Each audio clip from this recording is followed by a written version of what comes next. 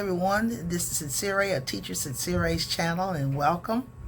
So it's been a few weeks, couple of weeks, and I'm back, and I'm doing, in this video, I'm going to talk about a couple of books that I finished reading recently, and also I'm going to mention, I have a small book haul that I'm doing as well. All right, but I recently finished two books. The first one that I finished reading was actually a nonfiction book. Here it is. It's called The Reformation of Mars by Yahya ibn Adi. His full name was Zachariah. I think it was Zachariah Abu Yahya ibn Adi, and he was born in the late 9th century in Tikrit, Iraq, about 100 miles north of Baghdad. And he died sometime later in the 10th century. He lived during the time what they called, what some scholars call the Golden Age of Islam, but he was not Muslim. Yahya ibn Adi was actually a Jacobite. He was a Syriac Jacobite Christian. And he was a theologian, philosopher, and translator, and he translated a lot of works from the ancient Greek works, particularly of Aristotle. He translated from the Syriac into Arabic. Okay, so and he was also taught by Muslim philosophers, even though he was Christian. But this book is it's a thin nonfiction book. I showed it in a previous video when I did a book haul, and the book actually, on one side you have the original Arabic, and then you have on the other side the English translation. And what the book is about, it's basically about, I would say, of course, there was not the study of psychology at the time that he wrote this, but it's a philosophical book. And Yahya ibn Adi actually was very adept at understanding the psychological and spiritual and moral state of humanity. And the book is quite interesting. It's not very long, and he talks about the fact that the different types of people and the problems with morality that human beings have. And let's see, I'm going to read a little bit from it. So this is like on page 11, and it says, therefore the need arises for laws, norms, and laudable policies, and the advantage of kings of good conduct is immense. They will dissuade the wrongdoer from his wrong. They will hold back the angry man from his anger. They will punish the immoral man for his immorality, and they will restrain the tyrant to the point that he reverts to moderation in all his affairs. Abhorrent moral qualities are in the natures of people. The fact is that there are some people who put them on display and are led by them. They are the worst of people. There are some people who, by reason of good quality of their thought and the power of discrimination, take notice of the foulness of these things, and so they disdain them and devise means to avoid them. That comes from an honorable nature and a noble soul. There are some people who take no notice of the matter, but when they are put on notice, they perceive the foulness, and sometimes their soul brings them to renunciation. There are also some people who, when they notice some failings or are put on notice about them, and they want to refrain from them, find it is too difficult for them. Their nature does not comply with their wishes, even though they prefer to refrain from these things, and they make an effort to do so. This group needs to be guided to the way, to be trained and to work hard for praiseworthy habits, so that they might come to them step by step. There are also some people who, when they become aware of bad morals or are put on notice about them, do not yearn to avoid them. Their soul does not allow them to disengage themselves from them. Rather, they prefer to persist in them, concomitant with their knowledge of their viciousness and foulness. There is no way for the reformation of this group except by force, fright, and punishment, if intimidation does not impede them. Okay, so the book is basically, it's just a philosophical tome about the nature of humanity. And even though he's a Christian, I was surprised that he didn't mention, ways in Christianity and knowledgeable Christianity, Christians talk about being helped by and being guided by the Holy Spirit, by the third part of triune God. But he doesn't mention anything about that. He just mentions about how people on their own strength can reform themselves. And this book was basically written sort of for rulers, to sort of get an understanding about how people operate so that they can be just rulers and know how to deal with those that have good moral qualities and those who do not. But I really enjoyed this book. I sort of picked a sort of dull part, but I do recommend this book highly. And he really seems to know the nature of humanity in this book. So I really enjoyed the book, The Reformation of Mars by Yahya Ibn Adi. Another book that I finished recently was Blindness by Jose Saramago. Jose Saramago actually won the Nobel Prize for literature in 1998, and he was a Portuguese writer. And so this book, Blindness, is actually a dystopian novel. It's about what happens. There is a epidemic, or we might say in our times, a pandemic that falls over a city, and it possibly is affecting all of the world, and it's a pandemic of blindness. And so in the book, the people go blind one by one. The blindness hits them. And how the book is written is quite interesting. It might be confusing for some, but if you look at the pages here, he doesn't divide it up into paragraphs. Okay, and it now I don't know if this actually was the way that he wrote this book, because this book was originally written in Portuguese, but there are no paragraphs, and also the sentences are ran together. Okay, and the characters in the book, the main characters, they are never given a name. My favorite character in the book is the doctor's wife. Okay, there is a doctor, an optometrist in the story, and he goes blind. Okay, and actually, and I don't want to give too many spoilers for the book, but he goes blind along with his patients and people all over the city. They start going blind, and as it turns out, when he goes blind at home, and he is taken away, all the people that they're taken blind. This big group of people are taken away, and they're taken to a building and put into quarantine. And the doctor is one of them, and his wife does not go blind, but what she does a selfless act. She, when they come to take him away to put him in quarantine, she actually, when she's helping him get on the van that's taking him away, at the last minute she climbs on, and they're like, "Why are you climbing on?" She said, "Because I've just gone blind," which is not the truth. She's determined that she's going to stick by her man.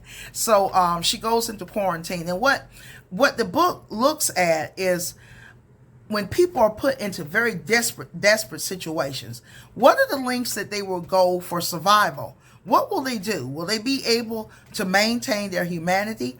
And the doctor's wife, though she's never mentioned in the story, she is the hero of the story, basically, not her husband of her.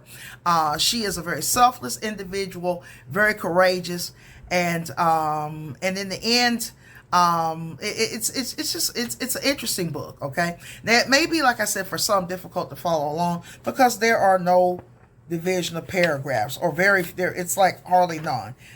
Here you might see a little bit from time to time. It's just run together. Okay, this copy that I got it from the library. This is not my copy, and it's a large print, which is good for me.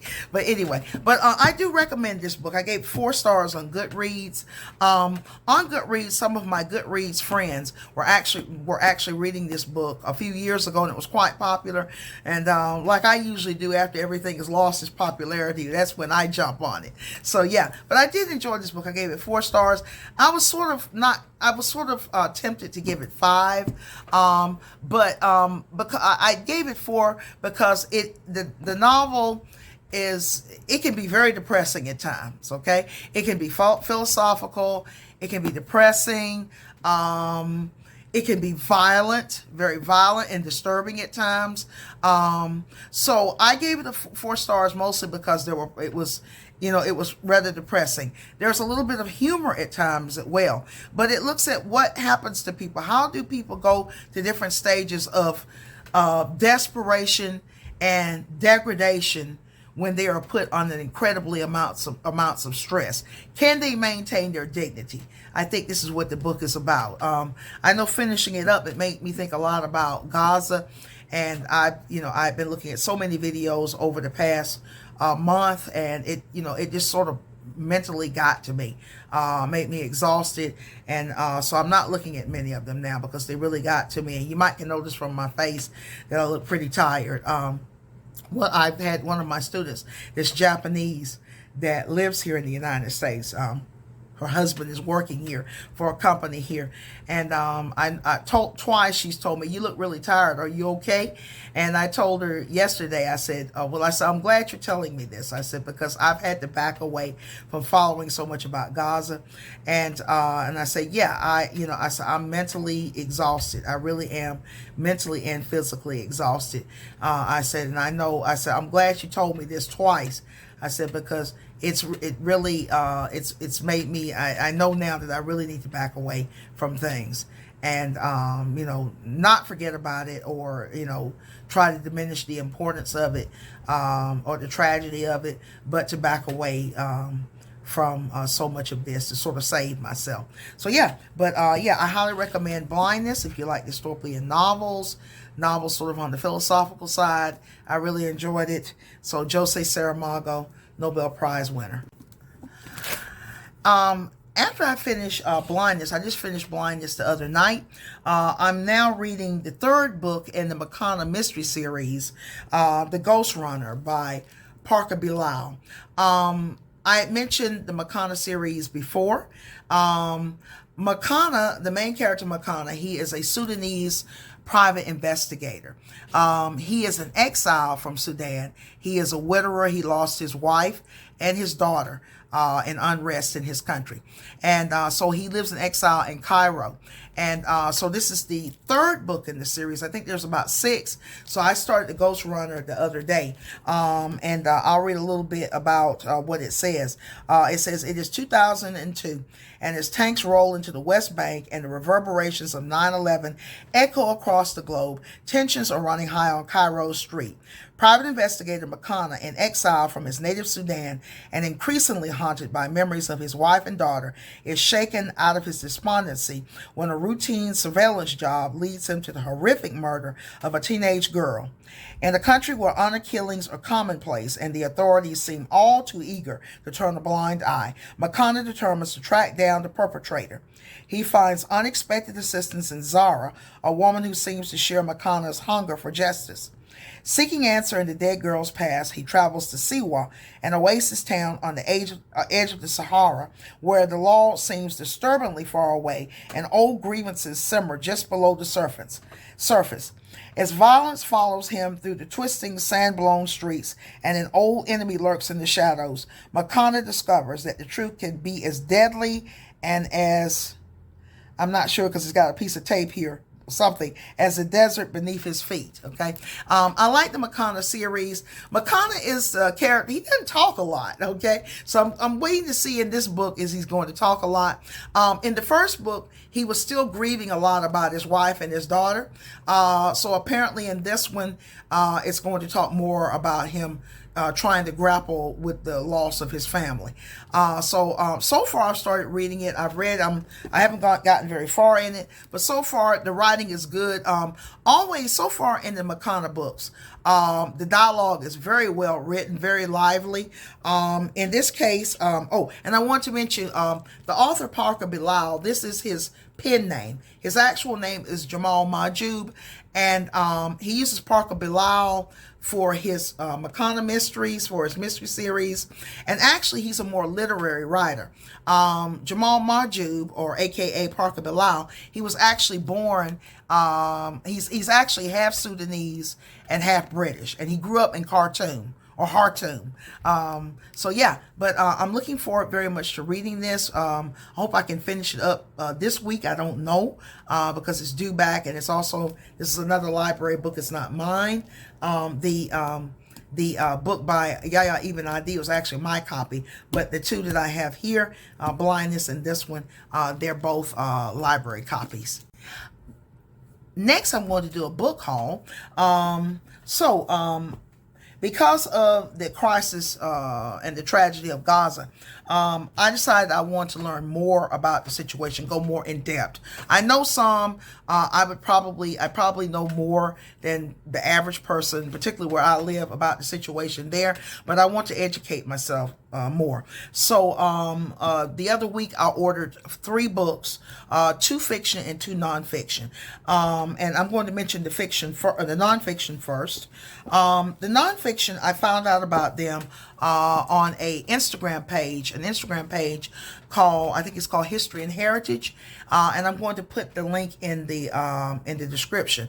It's run by he's Arab, but I don't know what, he could be Lebanese, I'm not sure, but his name is Charles El Hayek, and on his page he has different clips, and he also recommends a lot of books, both in English and Arabic, about Middle Eastern history. So I want to learn more about the situation with Palestine and Israel. And so he mentioned these 2 books.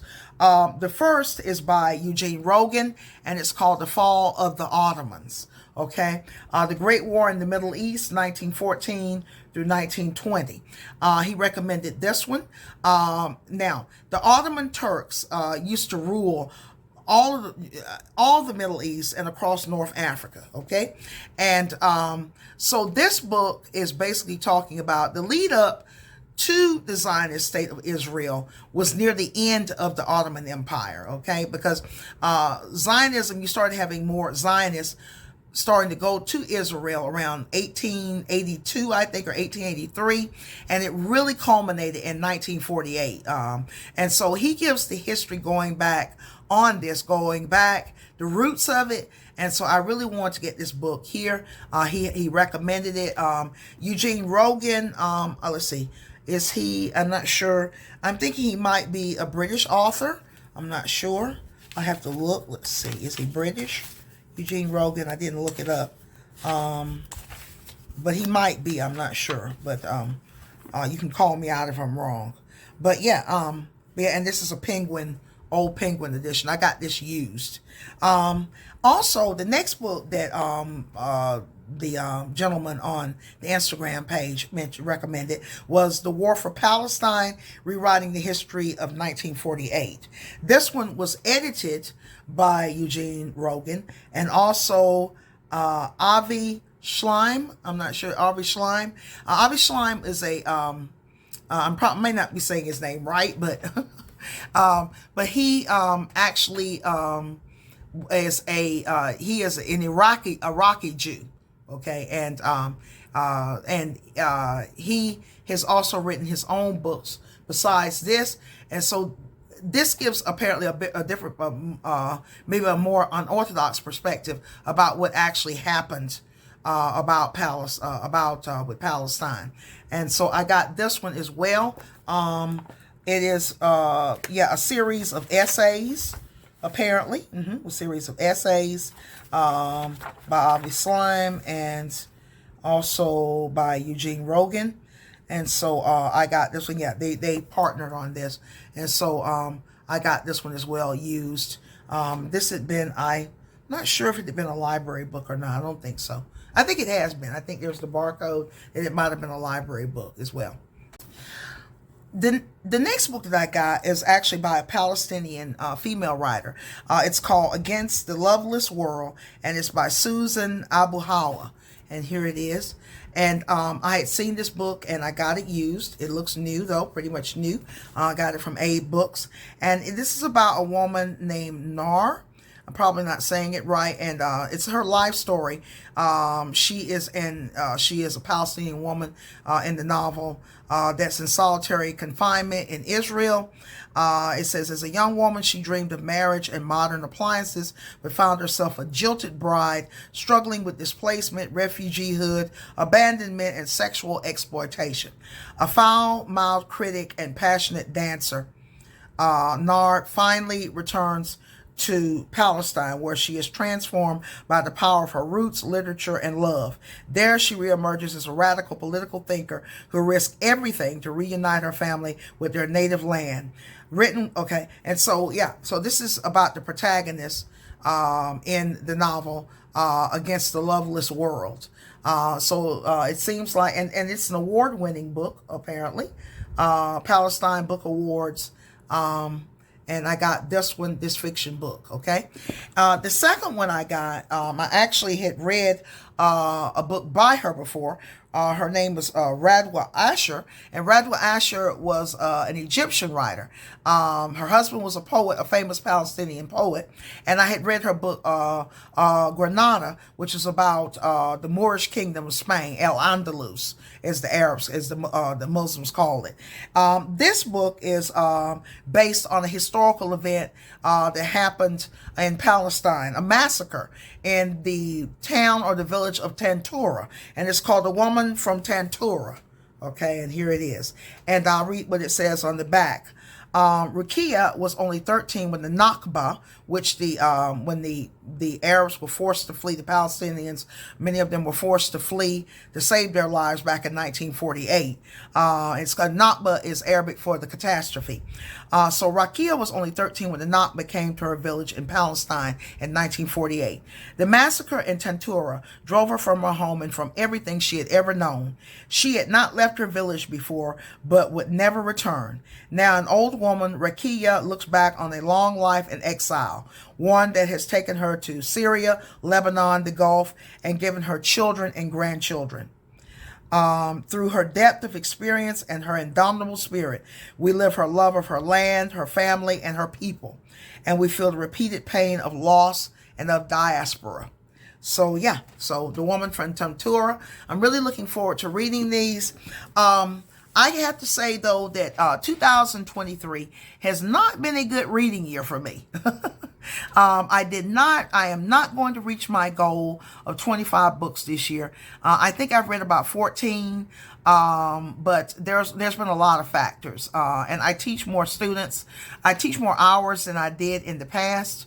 I have more students. I have various responsibilities. I'm hoping that, next year that my reading will go better next year, because I don't think I'm going to be doing, and I think I had said in a previous video that I'm not going to be doing any more reading challenges on Goodreads, because I just feel like instead of having it like a competition and feeling that I got to go against a clock, it's just better just to read as much as I can.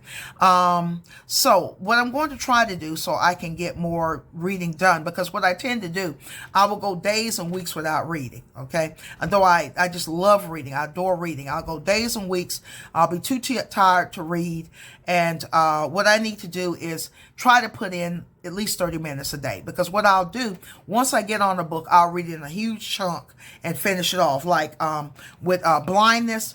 I've been working on it for like a month, and I finally finished it this week. I just went ahead and speeded up and got it done. But I think what I really need to do, and I can get reading done more, is to try to read 30 minutes a day if I can, minimum 30 minutes a day. And also, even if I have to do it in the morning. And also another thing, I'm not going to continue to try to read several books at a time. At this time, I'm reading 5 books, and I'm going to try to narrow it down to about 3. Probably one Christian or religious book on either Christianity and Islam. Also, and I really want to learn more about Judaism as well. And one fiction and one nonfiction book. That's how I would like to do it. Well, that ends my video. I hope you enjoyed the books that I shared with you, learning about them, and maybe perhaps if you are a reader, these books that I talked about might influence you to read them. So, and I also encourage, I'm very much an advocate of people reading. So I encourage my viewers and my students to read. All right, so I'm going to end here. Thank you for watching. I hope you enjoyed this video and learned something new. So this is Sincere. Until next time.